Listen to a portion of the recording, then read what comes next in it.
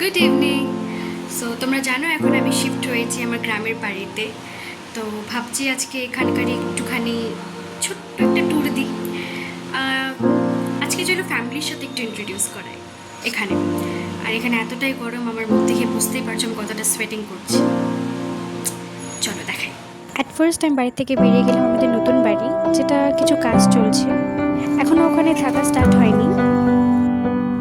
এই বাড়িতে I was literally missing Bidhannagar. জানি না কেন, বাট অনেকটাই মন খারাপ করছিল তখন। দেন ওখান থেকে বেরিয়ে আমি যাচ্ছিলাম বাপির সাথে একটা দিদির বাড়ি। আর এটা হচ্ছে আমাদের ছোট্ট গ্রামের রাস্তা। নিজের গ্রামে এসে একটা আলাদাই মজা। সো এখন আমি আসলাম দিদির বাড়িতে, আর দিদি হলো জানে না যে আমি এখানে এসেছি। তো চলো একটা ওকে সারপ্রাইজ দেওয়া হোক, দেখি ওর ফার্স্ট ইমপ্রেশন আমাকে দেখে কি হয়। চলো দেখাই।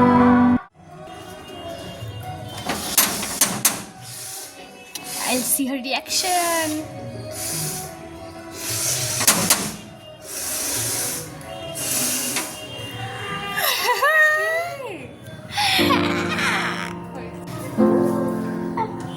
তারপর আমরা এখানে অনেকক্ষণ টাইম স্পেন্ড করছিলাম, যত কথা ছিল সব বার করছিলাম।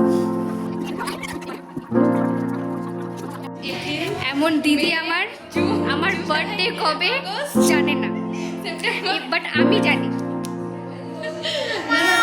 সেপ্টেম্বর। আমার বার্থডে কবে সেটা জানে না। কবে ছিল? আমাকে এটা আস্ক করছে 2025-এ তোর বার্থডে চলে গেছে না এখনো বাকি আছে? চলে গেছে। দিদি ডিসাইড করলাম আমরা একটু মন্দিরে যাব। মন্দিরে কি হচ্ছে গো? পোলান হচ্ছে, পোলান গান। ওটা কি জিনিস জানি না, চলো একটু দেখাই তোমাদেরকেও। আমি আর দিদি এখন রেডি হয়ে গেলাম, আর এখন আমরা বের হয়ে যাচ্ছি মন্দিরের জন্য। মন্দির যাওয়ার আগে আমি আগে একটু বাজারে গেলাম, কারণ ওখানে একটু কাজ ছিল। এটা নিয়ে আমি আর দিদি অনেক রাগাচ্ছিলাম, কারণ দিদি তার ফেস দেখাতে চাইছিল না। মিলি আবার তোমার এটা ঘুরে না, নাহলে আমি কি করে দেখাবো বলো? চলে আসলাম বাজারে, আর বাজারে দেখা হলো একটা if you know you know. একা একা খাচ্ছে নির্লজ্জ।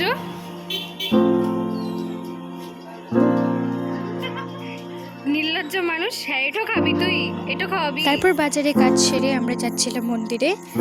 ওখানে বোলান গান হচ্ছে, ওটাই আমরা শুনতে যাচ্ছিলাম। বেশিক্ষণ থাকিনি, বিকজ সত্যি বলতে ওরকমটাও ভালো লাগছিল না।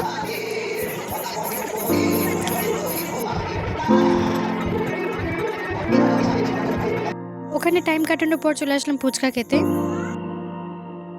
আর ফুচকার দোকানে এত ভিড় যে আমরা ওখানে 30 মিনিটস ধরে দাঁড়িয়ে আছি, বাট আমাদেরকে দেয়ই না। ফাইনালি ফুচকা খাওয়ার পর আমরা গেলাম আইসক্রিমের দোকানে। দেন আইসক্রিম খেতে খেতে যাচ্ছিলাম বাড়ি, কিন্তু দেখা হয়ে গেল একটা ফ্যানের। ওটা আমার ফ্রেন্ড হয়। বন্ধুরা একটা ঐতিহাসিক মুহূর্ত হতে চলেছে, যেহেতু আপনারা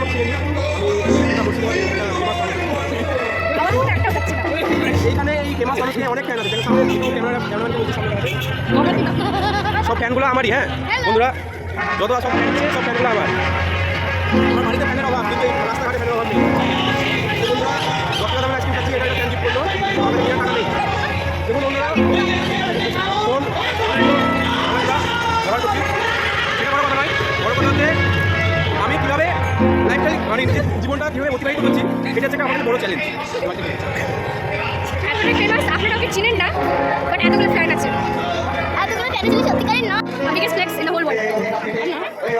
বন্ধুরা, আমাদের কাছে আপনাদের নেই, আমাদের বলে আপনাদের নেই। আমাদের একটু উপরে এবং আপনার জীবনে উন্নত করতে হবে। আপনারা ফলো করুন। আমি শান্ত লাগার সাথে ক্যামেরাম্যান কি নামটা ভুলে গেছি। আমার ফ্যান অঙ্কিতা বিশ্বাস। আমি যে ফ্যানের নাম বলে না, একটা হিরো পক্ষে সব ফ্যানের নাম বলা উচিত নয়।